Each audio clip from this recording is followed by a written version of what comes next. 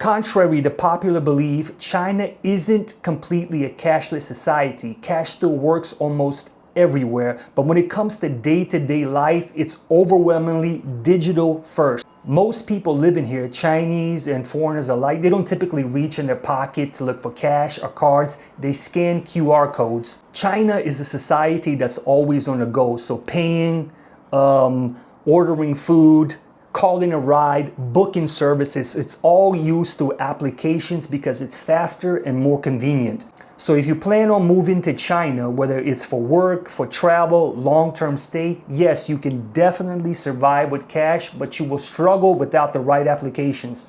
In this video, I'll walk you through the essential apps that you need to live here and why they matter. Let's go.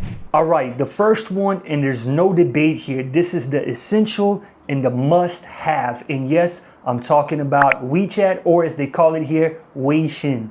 WeChat isn't just a messaging app. In China, it's how people communicate, how they pay, and how they essentially stay connected to everything. You'll use it to message your friends, landlords, co-workers, delivery drivers, literally everyone. But the big thing about WeChat is payments. With WeChat Pay, you essentially scan a QR code and you're done. Stores, taxis, even small-time vendors, they all take WeChat Pay. Why? Because money talks, and as I've mentioned before, it's convenient, it's fast, and you got to keep the business going. And on top of that, WeChat has these built-in mini programs. So instead of coming over here and downloading 1,000 different apps and being overwhelmed, you can just use them inside of WeChat. So in my opinion, if you're living in China, WeChat isn't optional. Once you get it registered and set up, everything else gets easier from there. And if you only remember one app from this video, this is the one. All right, next we're talking about Alipay, or as it's known here, Zhifubao. If WeChat is the foundation, Alipay becomes your backup and in some cases your main tool. What is Alipay? Alipay is another major payment application, and a lot of foreigners actually find it easier to set up once they arrive here. For me personally, outside of my social life, outside of WeChat, this is the app that I end up using the most when I go shopping, buying some food, groceries, or paying for some coffee. So you'll use it the same way as WeChat. Scan a QR code, payment goes through, and you're done. But where Alipay really shines is its services, transportation, online shopping, utilities, bookings, all that lives through the mini programs integrated inside of Alipay. Between WeChat and Alipay, you're pretty much covered for almost everything. If WeChat equals social life, then look at Alipay as the daily logistics of it. Next one is Didi. Didi is basically Chinese version of Uber. It's pretty self-explanatory. You use it to call taxis, private cars, you put in your destination, and the payment is handled automatically. Most people don't really use the Didi standalone app. They use it through WeChat or Alipay. And if you're not into taking public transportation like buses or the metro, which tend to be really kind of crazy, hectic, and chaotic, especially during rush hours, then this is the option that I would recommend. Next app is Meituan. This app is what makes life in China extremely convenient. You can order food, groceries, book hotels, get movie tickets, even hire local services all in one place. It's kind of like Uber Eats, DoorDash, Yelp, and Groupon all mixed into one. Most people end up using this application almost every day, especially for food delivery. Once you get this app set up, and let's say you have a busy, long day at work and you don't feel like coming home and cooking a meal, you can just order food from there. It gets delivered relatively fast, and you will learn to appreciate this application. It's very convenient. Trust me, I use it a lot, probably more than I should.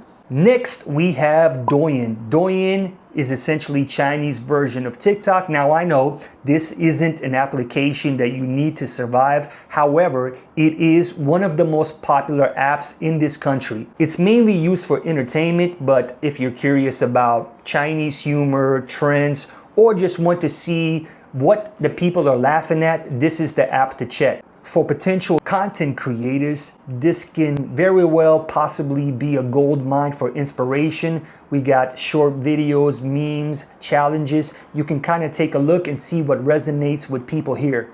So it's definitely one of those apps that's optional, but it is a fun way to get a sense of local culture and social trends. All right, let's move on to the next. And the next one being Baidu Maps. Think of Baidu Maps as Google Maps, but actually usable here.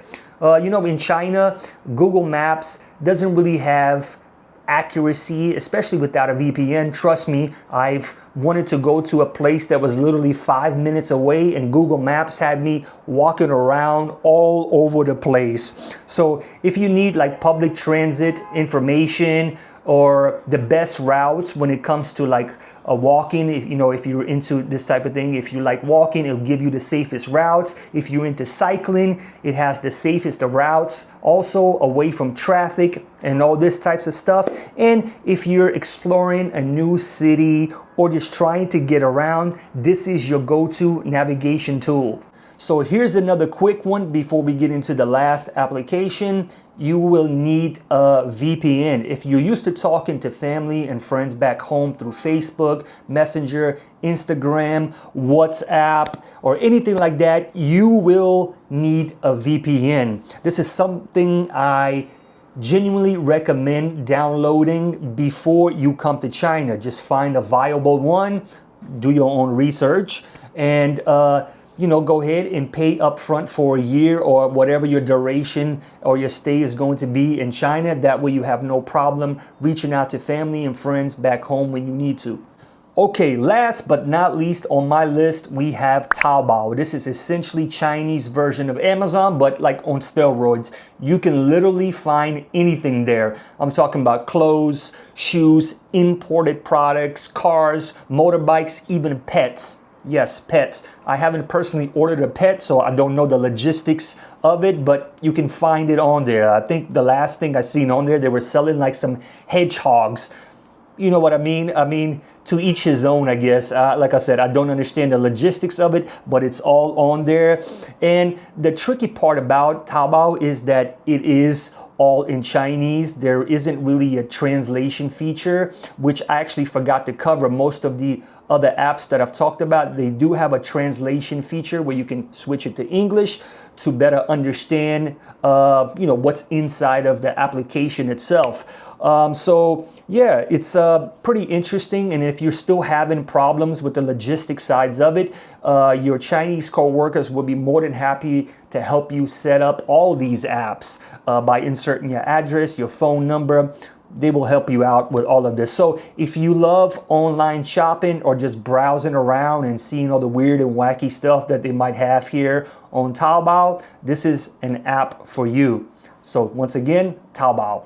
All right, y'all, we came to the conclusion of this video. If you plan on moving to China, these apps will help you with everything day to day. If you found this video useful, hit that like button, subscribe, and stay tuned for more videos. Peace.